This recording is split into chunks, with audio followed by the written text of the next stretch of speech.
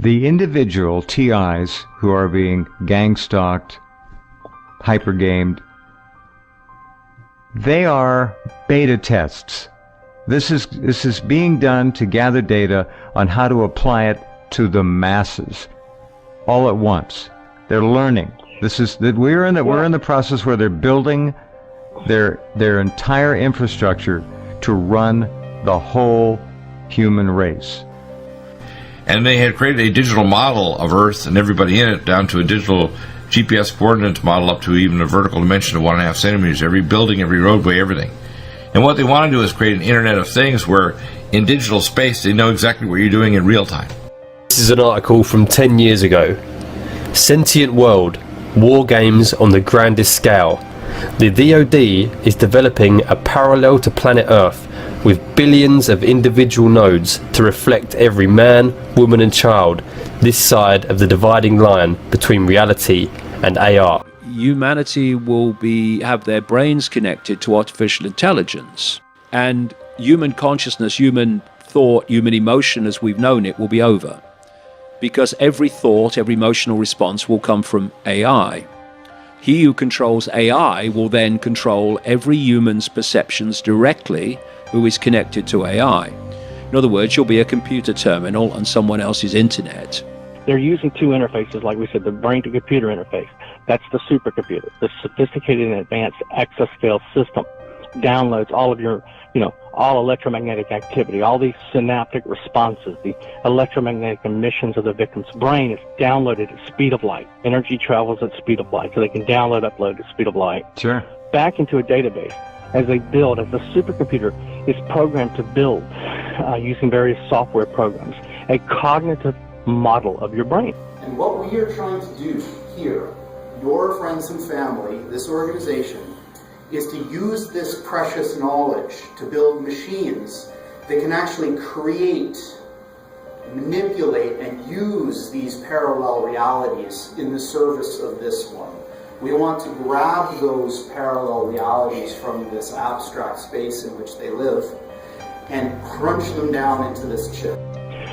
To eventually achieve direct behavioral control over you. And then based on, that cognitive model being complete, to begin to be able to predict and influence in advance the reference choices of the victim during thought composition. As the victim is formulating his thoughts and preparing to act, the supercomputer already has that persona and psyche, all your emotional state downloaded, every vector of your emotional state downloaded, so I can already predict and influence those events in your life in advance and achieve direct behavioral control over you.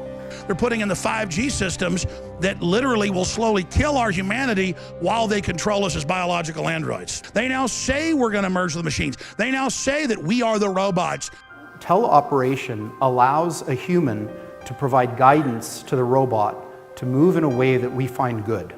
Now let's say I'm a human pilot, Wizard of Ozing the robot. If I wanted to pick something up from the table as a robot, my teleoperator would look down, look at the field of view, look up, look at their hand, move it over, feel the tactile sensors in the hand, close the hand on the object and pick it up.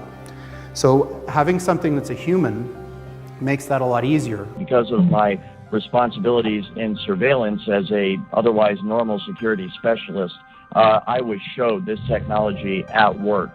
And it was through the perspective, of course, of the camera, and what I was told that it was obvious it was being used through the eyes of the targets. So I have seen it, and it is absolutely remarkable. It's just like a first-person, video game or something where you see right through the eyes of the individual. Now let's say I'm a human pilot, Wizard of Ozing the robot. I could have an overlay that says this person is distressed or lying or otherwise some kind of useful information that I might not be able to tell, augmented from the machine. So if I was a robot, stood up on stage, and my teleoperating pilot did this, my robot would do that, and now I can look over there, and now I can look over there. So teleoperation is a superpower in helping robots learn.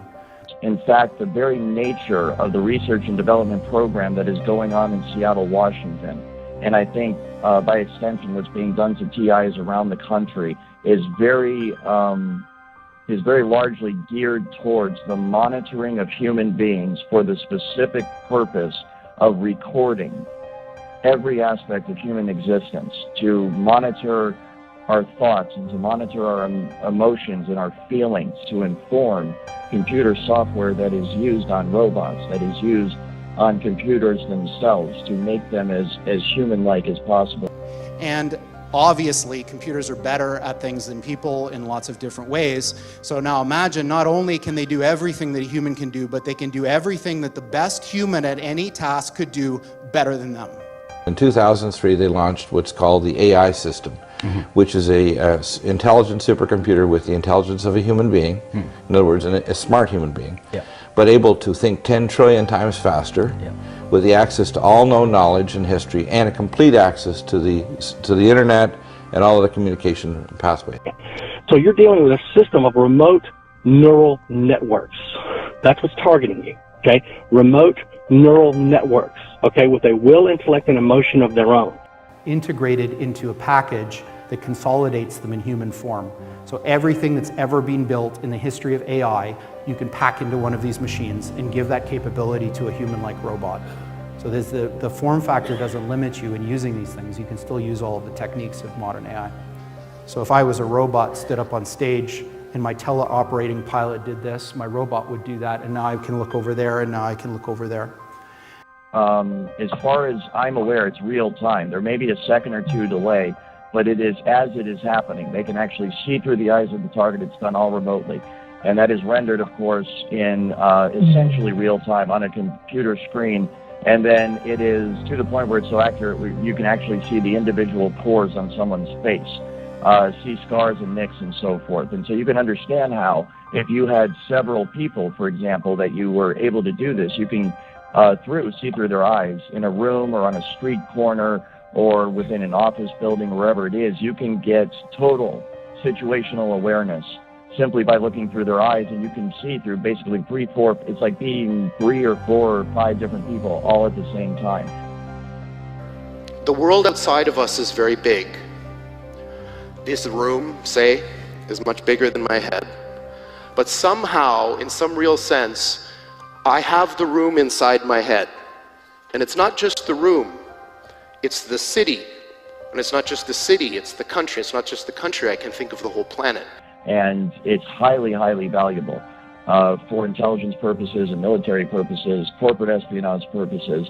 And it is amazing the extent to which this technology works. It's so far advanced beyond what most people are aware of. It's truly mind-blowing. And I think that's a big part of educating people, is making them understand that, fortunately or unfortunately, this is possible, and it is being done right now today. So how is this possible? And what I want to point out is the size. So my head's small. Well, not too small. Small. Small compared to all that. How is it possible that all that's in here?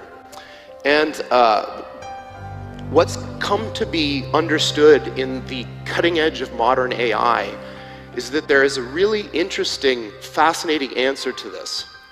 And it has to do with the fact that the world has patterns, structure. So you may be familiar with fractals. So fractals look very complicated, but they're generated by a tiny little thing that you can write down in a few numbers. And the world is like this. Images, like natural images, like what I'm looking at, have so much structure that they can be shrunk and compressed into a very tiny, what AI people call representation. So what our brains seem to do is build a very, very good compressed representation of the world. Call it a model. So just like if I have a building and there's like a blueprint or a scale model of the building, imagine I have the whole world and all of its concepts, and I shrink it down into this weird compressed representation so that it fits inside my brain. The exact same thing happens with the computer. The data is sent to the computer, and then it is rendered. And from what I understand, that's where this technology is right now. The cutting edge is trying to marry, the software that's used to render it on the computer and the actual detecting of the signal and the hacking of the signal within the human mind. And of course, part of that program is Obama's BRAIN initiative, a multi-billion-dollar program. DARPA's got a huge chunk of that. Is there progress in the BRAIN initiative? Is this investment, the public investment, yielding important new insights? Well, so far it has actually it's resulted in the development of a full brain scale activity map of what goes on in the brain as we do various things, seeing into the brain, and for being able to manipulate the activities of the brain and to, in a sense, mimic them and maybe supply them artificially.